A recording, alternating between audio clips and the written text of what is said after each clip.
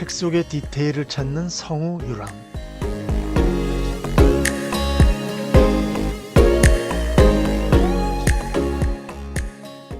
저자 로버트 그린은 권력을 경영하는 48법칙에서 제1법칙으로 윗사람보다 잘나 보이려고 하지 말라고 제시한다. 이 원칙을 준수한 사례로 갈릴레오를 언급하고 있다. 갈릴레오가 제1법칙을 어떻게 준수했는지 책에서 다루지 못한 갈릴레오의 인생 역전 이야기를 찾아서 유람합니다.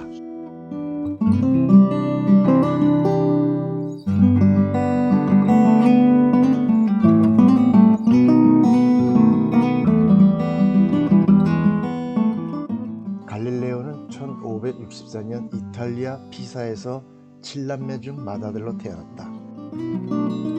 그는 의학을 공부하기 위해 피사 대학에 입학했으나 수학에 매료되어 전공을 바꾸었고 경제적 궁핍으로 인해 학위를 받지 못하고 대학을 중퇴했다.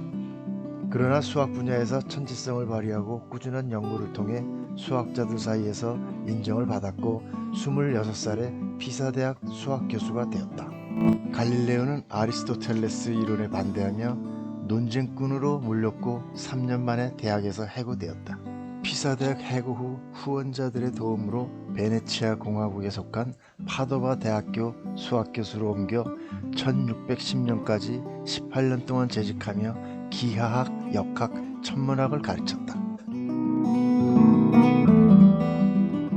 당시 젊은 갈릴레오의 현실은 어려웠다. 교수이지만 수학자의 지위가 낮아 보수가 형편없었고 아버지가 사망하면서 장남으로서의 가족 생계를 책임지게 되면서 재정적 압박이 가중되었다. 갈릴레오는 수입을 늘리기 위해 발명품을 제작 판매하고 개인 교습 등을 통해 경제적 돌파구를 마련하려 했으나 여전히 생활은 불안정하였다.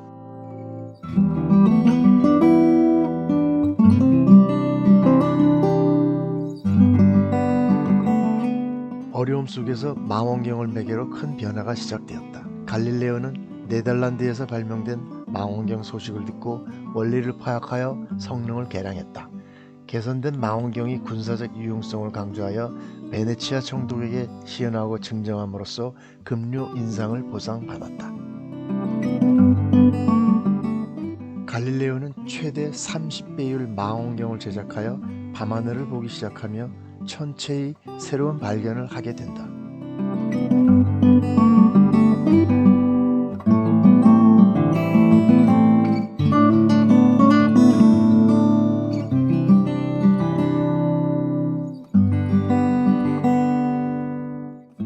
갈릴레오는 빛과 그림자의 패턴 변화를 통해 달의 표면이 그때까지 여겨졌던 것처럼 반투명하고 완벽한 구체가 아니라는 것을 최초로 발견하였다.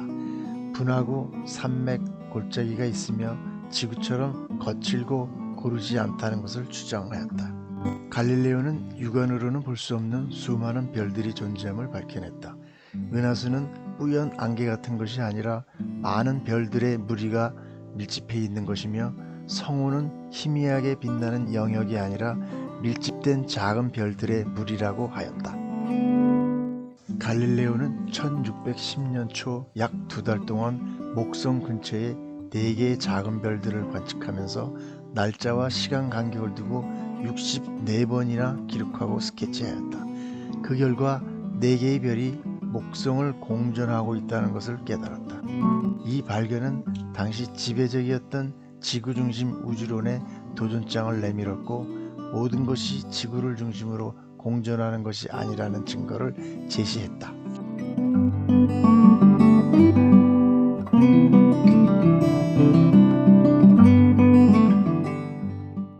갈릴레오는 망원경을 통해 본 별들의 모습을 책으로 발간하였다. 책의 제목을 별의 메신저라고 정하고 서두의 미래의 후원자가 될 최고 통치자인 메디치 가문의 코시모 2세에게 헌정한다는 장황하고 화려한 헌정문을 삽입하였다.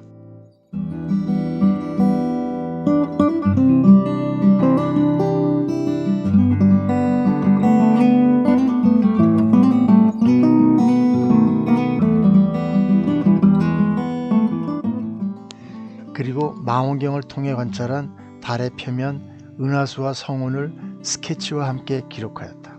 특히 목성 주위의 4개 별을 시간대별로 관찰한 것을 64개의 그림으로 자세히 기록하고 있다. 갈릴레오는 책 속의 헌정문에서 목성의 주위를 돌고 있는 4개의 별을 메디치별로 탄생시킨다. 본인이 발견한 것이 아닌 별의 메시지를 전하여 코시모 2세에게 헌정한 것이다. 갈릴레오는 자신의 발견을 단순히 바치는 것을 넘어 메디치 가문의 영광을 우주의 힘과 연결짓는 극단적인 찬사를 사용했다. 극도로 공손하고 찬양적인 형식으로 표현한 헌정문은 아부를 넘어선 필사의 전략이었다.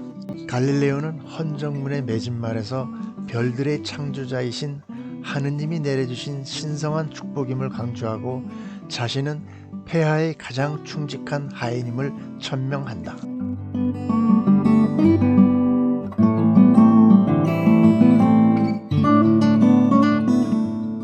갈릴레오는 베네치아 파도바 대학에서 피렌체로 금이 환영한다.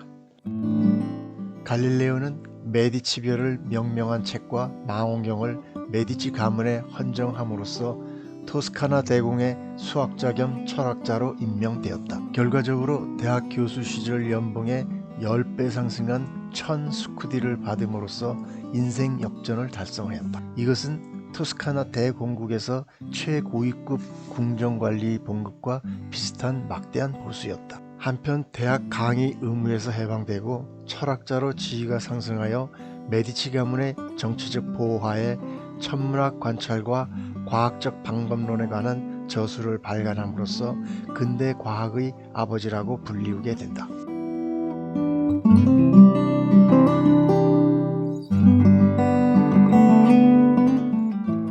갈릴레오가 발견한 메디치 별은 메디치 왕조의 신화와 완벽하게 부합했다. 창건자 코시모 1세인 목성 주위에 메디치 별인 코시모 2세의 4형제가 존재함으로써 메디치 왕조의 정당성을 완성하는 신화가 만들어졌다.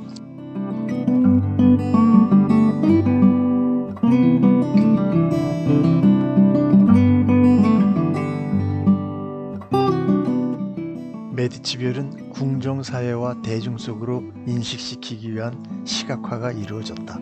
메디치 가문은 기념메달 제작, 궁정에서 열리는 연극 및 오페라 등 다양한 문화적 장치를 동원하여 새로운 상징을 구체화하고 그 의미를 확산시켰다.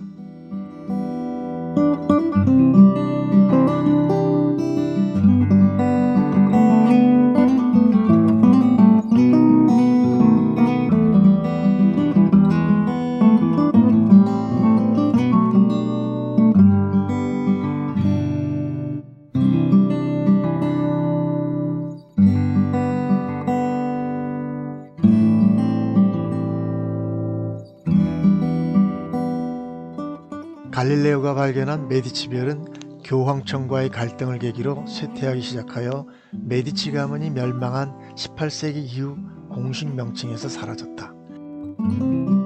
이후 목성의 4개 유성은 독일 천문학자 시몬 마리우스가 제안한 그리스 신화의 인물인 이오, 유로파, 가니메데, 칼리스토로 부르고 있다. 천문학계에서는 갈릴레이 유성이라는 표현이 주로 사용되고 메디치 별은 역사적 회고로만 언급되고 있다. 갈릴레오가 망원경으로 관측한 성과에 대해서 초기에는 궁정 철학자 자격으로 교황청에서 열렬한 환영과 과학적 승인을 받았고 이후 태양의 흑점을 관찰한 책도 교황청의 승인을 받고 출판되었다.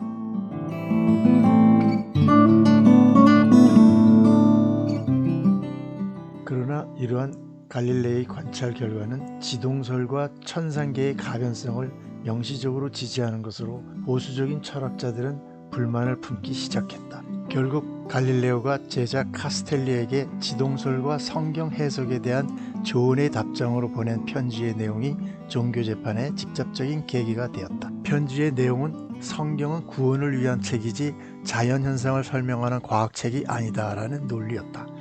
갈릴레오는 성경의 권위를 부정하려는 것이 아니라 성경 해석과 과학적 진실을 분리해야 한다는 최초의 주장으로서 개인의 성경 해석을 금기시하던 교황청의 입장에 정면으로 도전하는 것으로 비춰졌다. 갈릴레오 편지들이 로마 종교재판소에 제출되었고 성경을 재해석하려 한다는 혐의를 받게 된다. 교황의 지시에 따라 벨라르미노 추기경은 갈릴레오에게 지동서를 사실로 담지 말고 단지 가설로만 다루라 하는 경고 명령을 내렸고 코페르니쿠스의 저서는 금서 목록이 되었다.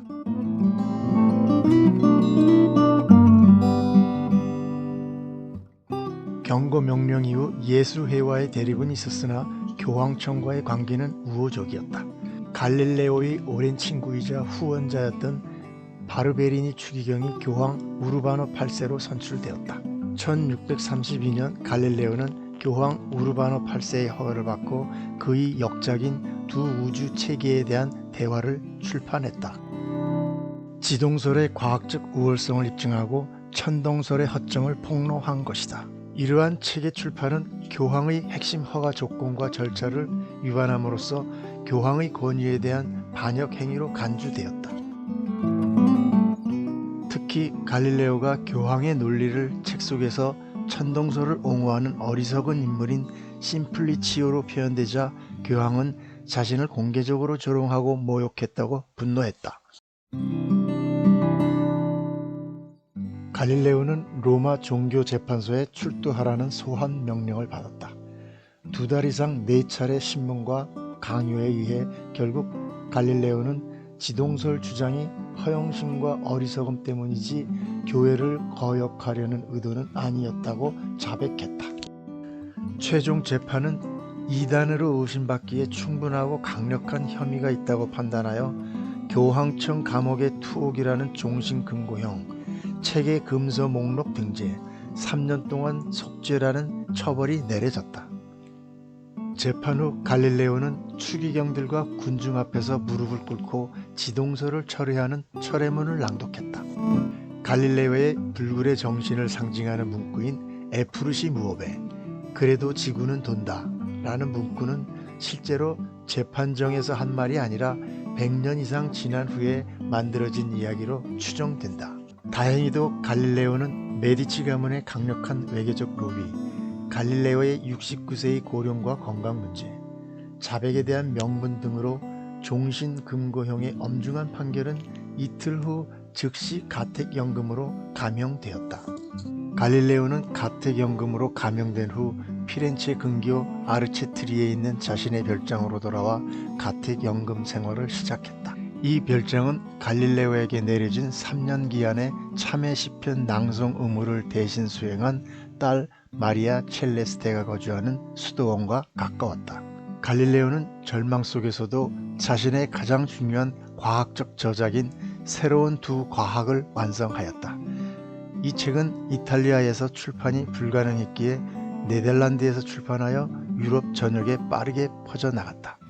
현대 고전 물리학의 기초가 된 갈릴레오의 과학적 유언장 같은 작품이다. 최후의 걸작을 완성한 후 갈릴레오는 시력 상실 등으로 건강이 급격하게 악화되었다. 실명 후에도 제자들과 동료 과학자들이 그의 별장에 머물며 연구를 돕고 가르침을 기록했다. 갈릴레오는 1642년 77세의 나이로 사망했다. 당국은 그의 성대한 장례식을 금지했고 작은 예배당에 묻혔다. 이후 갈릴레오 사후 명예회복 노력으로 1737년 탄생 173주년을 기념하여 공식적으로 산타 크로체 성당 내부에 웅장한 기념 무덤이 세워졌다.